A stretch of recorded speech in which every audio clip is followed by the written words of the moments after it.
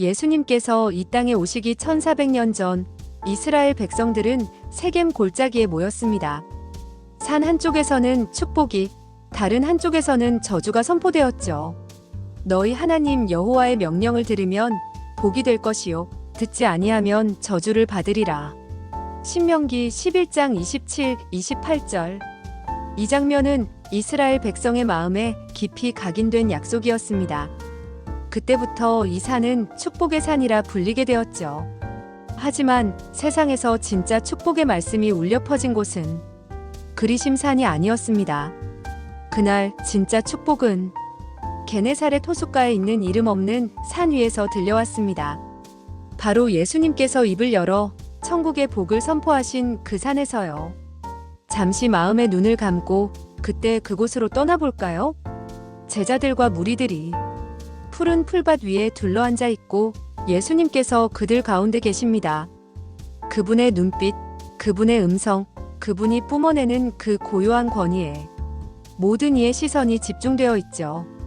하지만 그 자리에 앉아있던 이들은 아직 예수님의 말씀이 무엇을 의미하는지 다 알지 못했습니다. 예수님께서 공생애를 시작하시던 당시 유대 사회는 구약의 진짜 의미를 잃어버린 상태였습니다.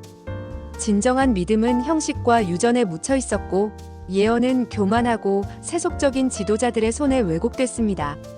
사람들은 메시아를 죄에서 구원하실 구주로가 아니라 로마를 무너뜨릴 정치적인 왕으로 기대하고 있었죠. 침례 요한이 회개하라고 외쳤지만 사람들은 듣지 않았습니다.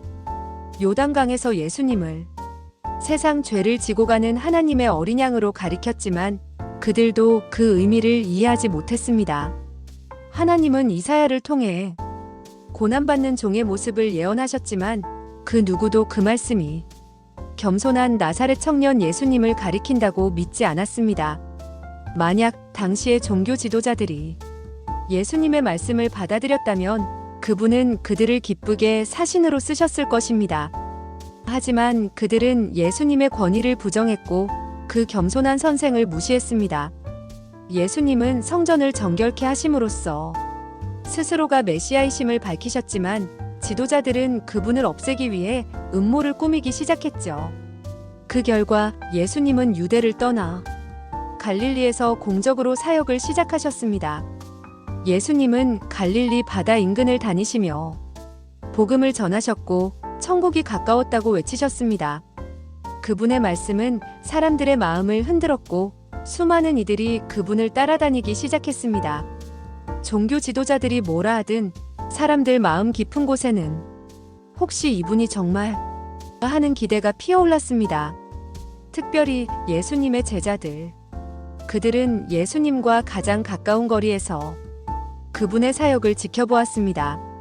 하지만 그들도 역시 세상의 나라, 눈에 보이는 권력과 왕좌를 기대하고 있었어요. 예수님께서 제사장이나 랍비들과 손잡고 세를 확장하시려 하지 않자 그들은 혼란스러워했습니다. 왜 아무것도 하지 않으시지? 왜 자신이 왕이라는 것을 드러내지 않으시지? 하지만 예수님은 알고 계셨습니다. 그들에게 필요한 것은 군대나 무력이 아니라 하늘나라 백성으로 준비되는 훈련이었습니다.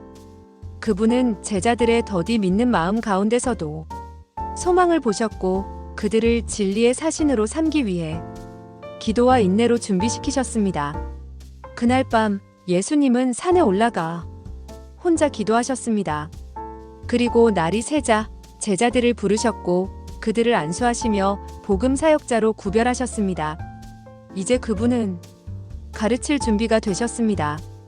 제자들과 함께 해변으로 내려오셨지만 이미 수많은 무리가 모여 있었습니다. 갈릴리 사람들뿐 아니라 예루살렘, 베레아, 이두메, 데가볼리, 두로, 시돈, 지중해 연안, 멀고 먼 곳에서 수천 명이 그분의 말씀을 듣기 위해 몰려왔습니다. 그들은 예수님의 능력을 듣고 병 고침을 기대하며 모여들었습니다. 능력이 예수께로 나서 모든 사람을 낫게 하심이라. 하지만 그 좁은 해안가에서는 모두가 그분의 음성을 들을 수 없었습니다. 그래서 예수님은 무리를 다시 산으로 인도하셨고 그 산 위에서 가장 중요한 말씀을 시작하셨습니다. 무리들의 마음은 기대감으로 가득 차 있었습니다. 로마 제국이 무너지고 이스라엘이 세계의 중심이 되며 자신들의 가난한 삶이 부와 영광으로 바뀌기를 간절히 바라고 있었죠. 제자들도 마찬가지였습니다. 어쩌면 오늘 예수님이 드디어 왕이 되신다고 선언하시지 않을까? 그런 기대감이 팽배했습니다. 하지만 그날 산 위에서 선포된 예수님의 말씀은 그 누구의 예측과도 달랐습니다. 심령이 가난한 자는 복이 있나니 의에 줄이고 목마른 자는 긍휼히 여기는 자는 그분은 새로운 나라의 헌법을 선포하셨습니다. 눈에 보이는 힘이 아니라 마음의 변화로 이루어지는 나라, 겸손과 사랑, 의로 세워지는 하나님의 나라.